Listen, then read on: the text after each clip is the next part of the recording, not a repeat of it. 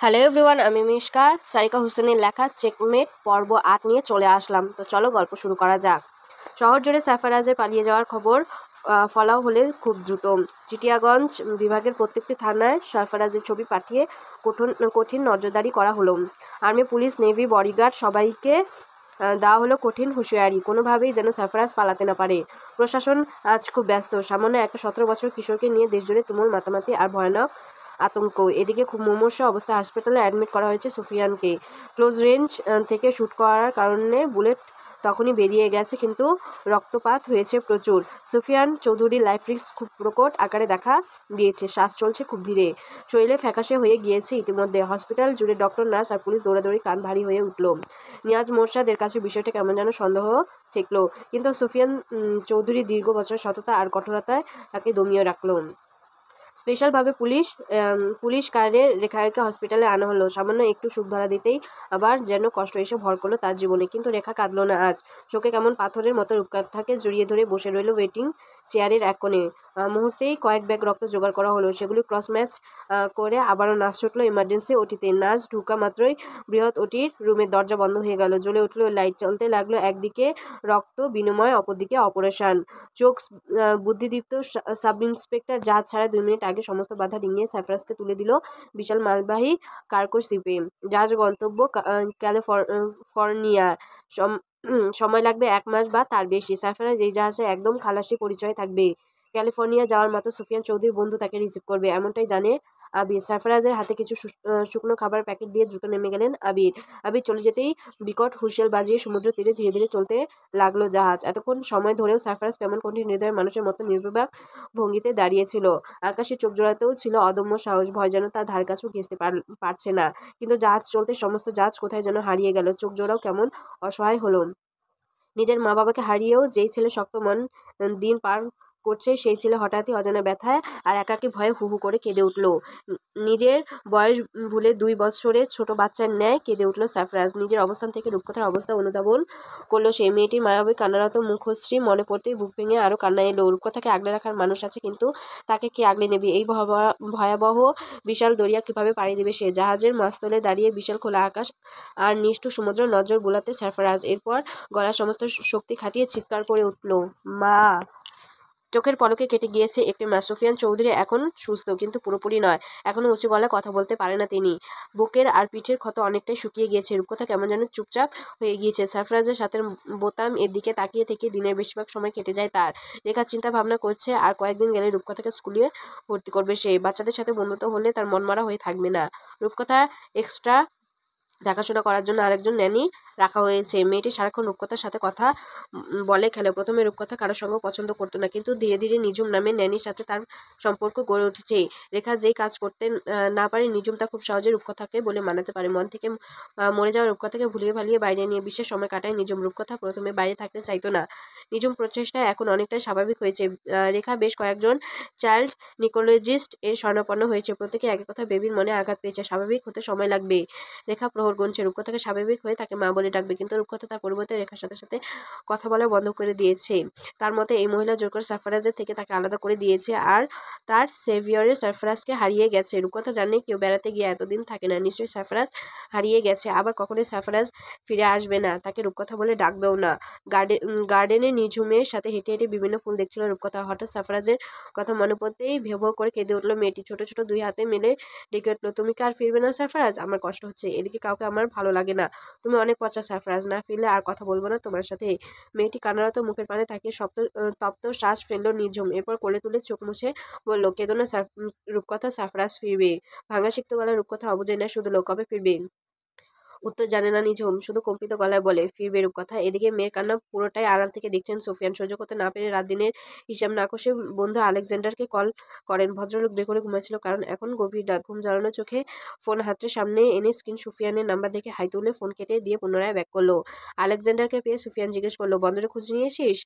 Alexander ভাঙা কণ্ঠে বলল, আজ পোর্টে নোংরা ফেলবে জাহাজ, খবর নিয়েছি। তুমি চিন্তা করো না, আমি ওকে আমার কাছে নিয়ে আসবো। নিশ্চিন্তে আরো কিছু কথা বলে ফোন কেটে দিল সুফিয়ান। এরপর চোখ বুজে বিড়বিড় করে বললেন, তোর মতো করে রূপকথাকে আমরা কি ভালোবাসতে পারছি না সারফারাজ? হাজার হাজার কুইন্টাল দিয়ে ভরা ক্যালিফোর্নিয়ার লং বিচ পোর্ট, পৃথিবীর সমস্ত কন্টেনার ভর্তি মালামাল যেন এই বন্দরে এসেই খালাস করা হয়েছে। সারফারাজের জাহাজ যখন এই পোর্টে নোংরা ফেললো তখন প্রায় সন্ধ্যা। জাহাজ এবং ক্যাপ্টেন উইলিয়াম লোকাল হ্যান্ড মাইকে ঘোষণা দিল সাবধানে মাল বের করার জন্য, কারণ জাহাজ ভর্তি রসায়ন পদার্থ একটু গড়বড় হলেই বিশাল অগ্নিকাণ্ড করবে। ক্যাপ্টেনের ঘোষণা পাওয়া মাত্র হৈ হৈ করে সমস্ত খালাসি দৌড়ে এলো। খালাসিদের সাথে সারফারাজ নিচেও নেমে এলো। এরপর বৃহৎ পোর্ট এর চারপাশে নজর বোলালো। ক্যাপ্টেন লোক বন্দরে নিজের নিত্য কাজগুলো কমপ্লিট করে খুঁজে খুঁজে সারফারাজকে বের করলো। এরপর এক মালবাহী লরিতে তুলে দিয়ে ইংরেজি ভাষায় সেই ড্রাইভারকে একটা রাস্তার ঠিকানা দিল। লরিতে ওঠার আগ মুহূর্তে কিছু ক্যালিফোর্নিয়া ডলার সারফারাজের হাতে গুঁজে দিয়ে বলল, ড্রাইভার যেখানে তোমাকে নামিয়ে দেবে ওইখানে একটা হাইওয়ে রোড আছে, সেখানে একটা মাইলস্টোনে লেখা আসবে লস এঞ্জেলস 63 কিলোমিটার। এখানেই দাঁড়িয়ে থাকবে তুমি। আলেকজান্ডার স্যার তোমাকে ওখান থেকে রিসিভ করবেন। উনি অলরেডি বেরিয়ে গেছেন বাসা থেকে। এই ট্রাক ওই রোড ধরে লস এঞ্জেল যাবে। সম্মতি জানিয়ে লাফিয়ে ট্রাকে উঠলো সারফারাজ। ট্রাক চালু হবে আগে ক্যাপ্টেন ডেকে শুধালো, ইংরেজি জানো? তাচ্ছিল্য হেসে সারফারাজ বলল, ইংলিশ মিডিয়ামের স্টুডেন্ট ছিলাম আমি, মন্দ ভাগ্য তাই এখানে। আর কিছু জিজ্ঞেস করলো না ক্যাপ্টেন। ট্রাকের ড্রাইভারকে বারবার সতর্ক হুঁশিয়ারি দিয়ে মাত্রা করার তাগাদা দিলেন। ড্রাইভার আর না দাঁড়িয়ে সারফারাজকে নিয়ে ছুটে চলল গন্তব্যে। আলেকজান্ডার প্রায় 25 মিনিট ধরে দাঁড়িয়ে আছেন নির্দিষ্ট স্থানে। ক্যাপ্টেন তাকে ফোনে সব জানিয়েছেন। সুফিয়া নিজের ছেলের বর্ণনা দিয়েছে তাকে। সারফারাজকে চিনতে মোটেও ভুল হবে না তার। তাই বেকার সময় কাটানোর জন্য গাড়ি থেকে নেমে একটা সিগারেট ধরালেন ভদ্রলোক। এমন সময় একটা শ্বেত বর্ণের ছেলে এসে তার সামনে দাঁড়ালো। ছেলেটির চোখ মুখ কেমন ক্রুদ্ধতা, পুরো মুখশ্রী জুড়ে অদ্ভুত ভয়ানক সব ট্যাটু আঁকা, আর গলার কাছে ইংরাজি রোমান সংখ্যালিকা 14। আলেকজান্ডার বুঝলেন ছেলেটি কোনো গ্যাংয়ের সদস্য। আজকাল ক্যালিফোর্নিয়া শহরে টাকা পয়সা আর ড্রাগস সেবনের জন্য ছেলে যুবক সকলেই বিভিন্ন গ্যাংয়ের সাথে যুক্ত হচ্ছে। নিজের ফ্যামিলিকে ফেলে গ্যাংয়ের লিডারকে নিজের ড্যাড হিসাবে মেনে নিচ্ছে এই লোকগুলো। ছেলেগুলো বিভিন্নভাবে মানুষকে হ্যারেস করে, জোর করে ছিনতাই করে, হাতিয়ে নিয়ে টাকা পয়সা, স্বর্ণালংকার, এমনকি লুট করে নিচ্ছে কার্গো ড্রাগস গুলো। এতে ক্ষান্ত নয় তারা। মন মতো কিছু না হলে মানুষের জীবন পর্যন্ত কেড়ে নিতে দ্বিধা করেন না এরা। ছেলেটি পানে একবার নজর বুলিয়ে নিলেন আলেকজান্ডার। রীতিমতো হেলে দুলে পড়ে যাচ্ছে সে। দেখে বোঝা যাচ্ছে ড্রাগস এডিক্টেড অবস্থায়। বেগতিক বুঝে গাড়ি উঠে পড়তে উদ্যত হলো আলেকজান্ডার, কিন্তু তার আগে ছেলেটি ভারী গলায় বলে উঠল, গিভ এভরিথিং ইউ হ্যাভ। ছেলেটি ভয়ানক কণ্ঠে পা জোড়া থেমে গেল আলেকজান্ডারের। লোকটি ইতিমধ্যে তার পিছে এসে দাঁড়িয়েছে, হাতে একটা রিভলভার। আলেকজান্ডার কোনো বাক্য ব্যয় না করে নিজের ওয়ালেট আর ফোন ছেলেটির সামনে সুপর্দন করে বলে উঠল, গো অ্যাওয়ে। ছেলেটি বাঁকা হাসলো, তারপরে আরেকটু এগিয়ে এসে, tell me your bank account. এরপর যেন ধরাশায়ী হলো আলেকজান্ডার। খুব বাজেভাবে ফেসে গিয়েছে তিনি, এটা বুঝতে পেরে হাত ঘুরিয়ে ঘড়িতে নজর বললেন। সারফারাজের দেখা নেই এখনো। আলেকজান্ডার এই ঢিলামি সহ্য হলো না যুবকের। সে তার গান আলেকজান্ডারের কপালে তাক করে ধমকে উঠল, টেল মি সুন। আলেকজান্ডার কথা বলার আগেই সেখানে ট্রাক থামলো। ড্রাইভার কোনো মতে সারফারাজকে নামিয়ে তড়িঘড়ি করে বিদায় নিল। এই দেশে কালচার বা সিস্টেম কোনোটাই সারফারাজ বুঝে নেয়। সে কাঁধে ব্যাগ ফেলে দৌড়ে সামনে এগিয়ে দাঁড়াতেই ছেলেটি এবার সারফারাজের দিকে গান ত্যাগ করলো। মুহূর্তের ভিতর সারফারাজ হাত তুলে বলল, হু আর ইউ আঙ্কেল। সংক্ষেপে সারফারাজকে সব বুঝাতে সারফারাজ বাঁকা হাসলো। খুনের আতরে ঘরে জীবনে 60টা বছর কাটিয়েছে। সুবান গংয়ের কোনো প্রকার ট্রেনিংয়ে বাদ রাখেননি তাকে। সেরা খুনি হিসাবে গড়ে তুলেছে, তাই নিজের কৌশল খাটিয়ে মুহূর্তে ছেলেটির হাত থেকে কেড়ে নিল বন্দুক। কিছু বুঝে ওঠার আগে আরো কয়েকজন ছেলে ঝড়ের গতিতে দৌড়ে এলো সেখানে। সারফারাজ বুঝলো সবাই আগে থেকে ওত পেতে ছিল। ছেলেগুলো দৌড়ে এসে কেউ চাকু, কেউ কুংফু চেইন, কেউ বা পিস্তল তাক করে সারফারাজের উদ্দেশ্যে বলে উঠল, you made a big mistake, did you our area. সেখান থেকে একজন 28 বা 29 বছরের যুবক এগিয়ে এসে কোনো বাছবিচার না করে আলেকজান্ডারকে এক ঘুষি বসিয়ে দিল। বাবার বয়সী মানুষের সাথে এমন আচরণ সহ্য হলো না সারফারাজের। কোনো ভয়ভীতি তাকে স্পর্শ করলো না, আর নিজের পশু সত্তাকে জেগে উঠল। সারফারাজ মনে মনে ভাগ্যের উপর হাসলো। জীবন আমাকে দুর্ধর্ষ খুনে বানিয়েই ছাড়বে দেখছি। নিজের ক্রোধ সামলাতে না পেরে সারফারাজ সেই যুবকের মুখ বরাবর এক শক্ত ঘুষি বসিয়ে উঠল, আই ফাক ইয়োর এরিয়া। সারফারাজের ঘুষিতে ছিটকে দূরে পড়লো যুবক। যুবক ছিটে পড়তে উপস্থিত সকালে ডেকে উঠল, জ্যাকব। জ্যাকব হুড়মুড়িয়ে উঠে ঠোঁটের কোণে রক্ত মুছে অর্ডার দিল, কিল দ্য বাস্টার্ড। মুহূর্তে এক অনাকাঙ্ক্ষিত পরিস্থিতির সৃষ্টি হলো যেন। সারফারাজের হাতের বন্দি কারো চোখে ভীতি তৈরি করলো না। যারা গ্যাং লিডারের জন্য নিজের জীবন উৎসর্গ করে গ্যাং এ যুক্ত হয়, তাদের আবার কিসের মৃত্যু ভয় নিরুপায় আলেকজান্ডার প্রাণের সংখ্যায় গাড়িতে উঠে সারফারাজকে ফেলে চলে গেল। সারফারাজ আলেকজান্ডারের পানে তাকিয়ে অসহায় নেয় বলে উঠল, ভাগ্য আমাকে নিয়ে ভালোই হাডুডু খেলছে দেখছি। ছেলেগুলো সারফারাজকে ঘিরে ধরে দাঁত মুখ খিচিয়ে বিশ্রী অসভ্য গালাগাল দিতে লাগলো। সেগুলি শুনে সারফারাজের পায়ের রক্ত মাথায় চলকে উঠল। নিজের ক্রোধ সংবরণ করে দাঁতে দাঁত পিষে বলল, who is your leader? Jacob এগিয়ে গিয়ে বুক টান টান করে দাঁড়িয়ে বলল, নট লিডার, কল কি ড্যাড।